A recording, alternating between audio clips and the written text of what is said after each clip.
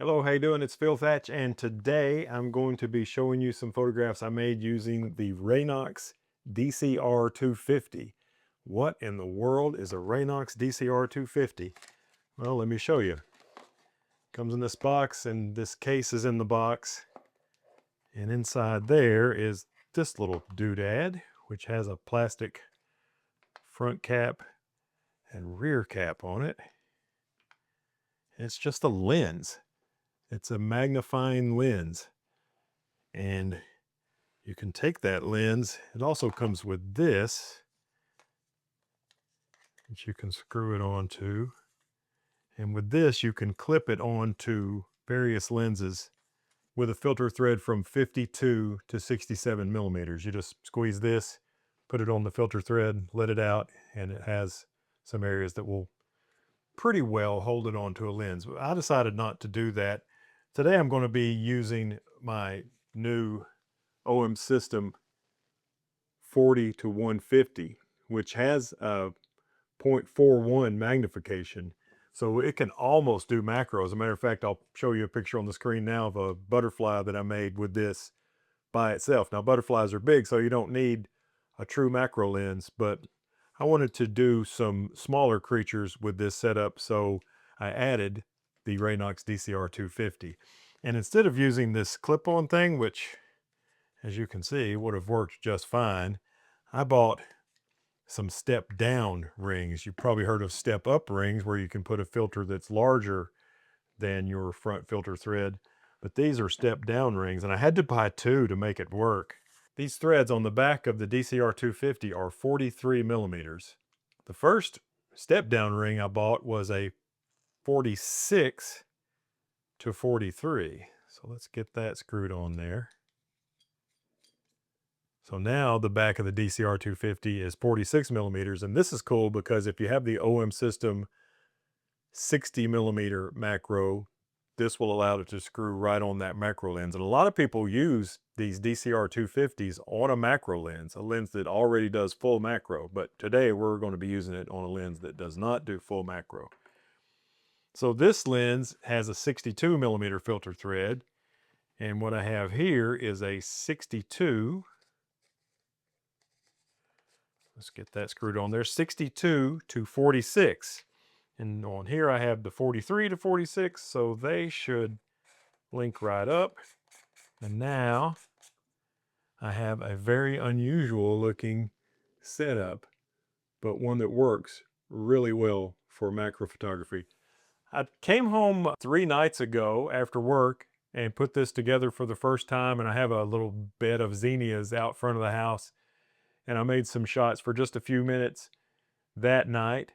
And then the next night, Heather and I watched television, but the night after that, I did a few more shots after work. So let's take a look at those. Okay, here's the shots from the first night. This is looking at my zinnia garden out front. Look how cool this is. This is 1/160th of a second. I shot f11 for everything on the first night and ISO 400 for everything all 3 days of shooting.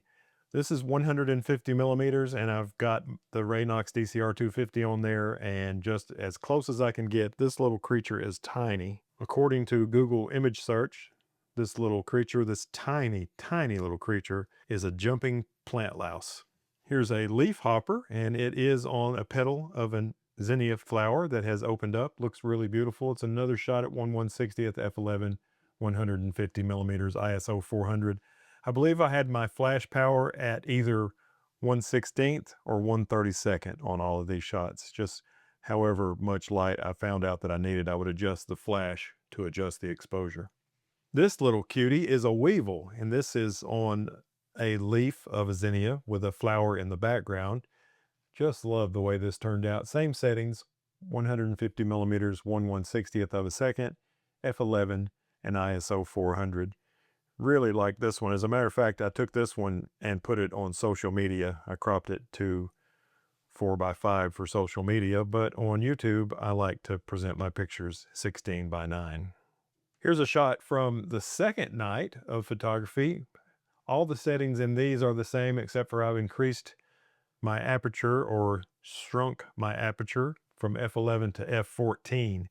And this is a unopened zinnia bloom, or maybe I would call this a zinnia bud.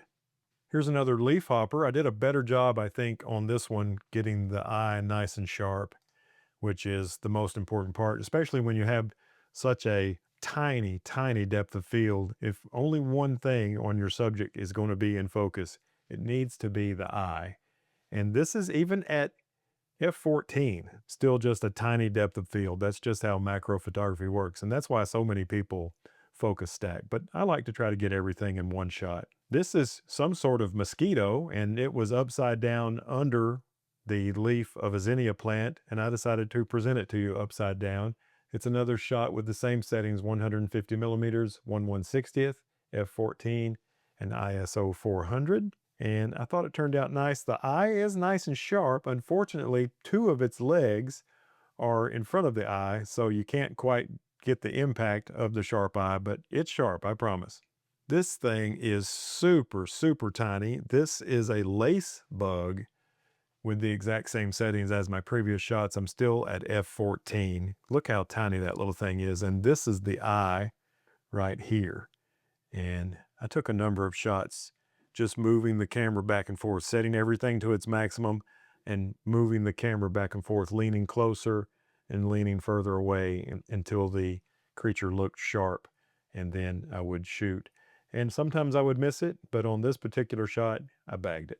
Here's a shot of my wife's eye, and this is the area where I was focusing, and it does appear to be nice and sharp. Look at all the details in her eye, and you can see blood vessels. She was tired. She had worked all day and then came home and was working on PhD stuff in the evening. So she was tired. And this is the exact same setting, still at f14. And then I went to Curtain Pole Road. Now, I wasn't using my diffusers. I've got some cheap diffusers, and I've got the Cygnus Tech diffuser.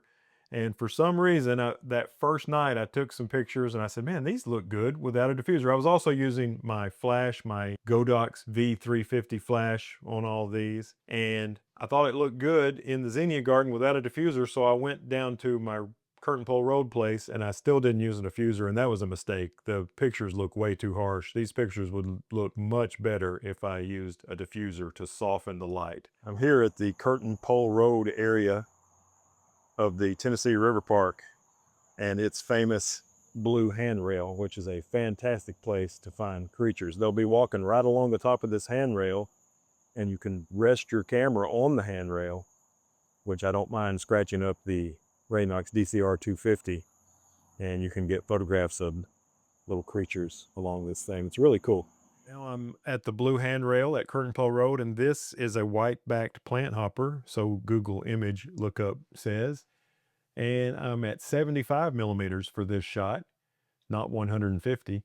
Still at 1/160th of a second, f14, and ISO 400. Here's an ant. I'm all the way up to 150 millimeters for this shot. Otherwise, the settings are the same.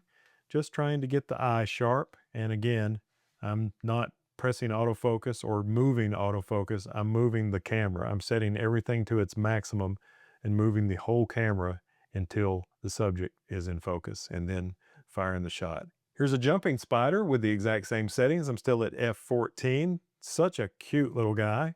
I was really happy to see this one, but the next jumping spider is my favorite, but I still like this one. This one was a little on the small side, so difficult to get a shot of it. But this is another jumping spider, probably twice as big as that last one. And I was really happy to see this one. Still the same settings, f14, lots of detail. My focus is in this area because this is where the eyes are. Of course, this part of the spider is closer to us, so it's out of focus, and this part's further away, so it's out of focus. But the important part is in focus on this shot. Here's another red ant. This is 90 millimeters. I'm still at f14, and the rest of the settings are the same. Here's another weevil. This one's on the blue handrail, and the settings are the same, f14 and 150 millimeters. Really love to get photographs of these guys. I think they're super cute. When I was a kid, we used to call these things roly-polies because when they get scared, they roll up into a ball, but apparently they're called a common pill bug. And this is another shot at f14 and 150 millimeters right there on the blue handrail. And this is another shot of the same pill bug, same settings, 150 millimeters and f14. This is another weevil. This is not the same one. I had moved quite a bit further down the blue handrail, but found another weevil and was happy to make a shot of it. Same settings, 150 millimeters and f14. This is a diamondback spittle bug. First time I've ever photographed one of these that I can recall. Really happy to see it, and I was especially happy that it stood still for quite a while until I could get pretty much a perfect shot. This is another shot at f14 and 150 millimeters. And I like the background on this one being completely blue. I was able to shoot straight down the handrail, so all the background is handrail. The bug is super tiny. That handrail might have been an inch and a half, inch and 3/4 wide, and the whole background is blue.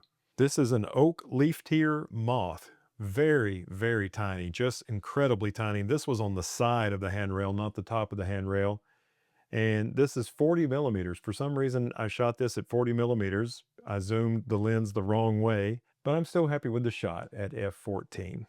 Here's a creature with an ominous name. This is a pale green assassin bug, another 40 millimeter shot. Now, I did this at 40 millimeters on purpose because this creature is much bigger than the rest of the bugs in this video. And so at 150 millimeters, I couldn't get the whole creature in the frame. And this is the top of the handrail, and the assassin bug was coming down the side of the handrail. So you can see a lot of the handrail in this shot because the assassin bug is larger. But I'm still at f14, ISO 400 and 1/160th at 40 millimeters, which is the widest that lens will go. And here's another shot of that same pale green assassin bug with the exact same settings. Just an interesting creature. I would not want to be a smaller bug around this guy because I think it gets its name by the way it eats. And I was actually leaving. I had left the handrail and was walking to the parking lot, and near the parking lot is a restroom, and there's also a couple of park benches, and this is one of the park benches. The color of the blue on the park bench matches the handrail. This is a giant leaf-footed bug, and Google image lookup says it's sometimes called a clown bug. I was happy to see it. It was really big. I've photographed other leaf-footed bugs that are a little bit smaller than this, and it was hard to get the entire creature in the frame. This is another 40 millimeter shot, and I think it's pretty cool the way it turned out. All right, thanks for watching these examples of what you can get with an OM system OM-1 Mark II, the 40 to 150 in conjunction with a Raynox DCR-250. I hope you enjoyed it. If you like this content, reach down, hit the thumbs up. That helps me out a lot. If you want to see some more stuff like this, subscribe and hit the bell. And as always, I look forward to seeing you in my next video. Bye-bye.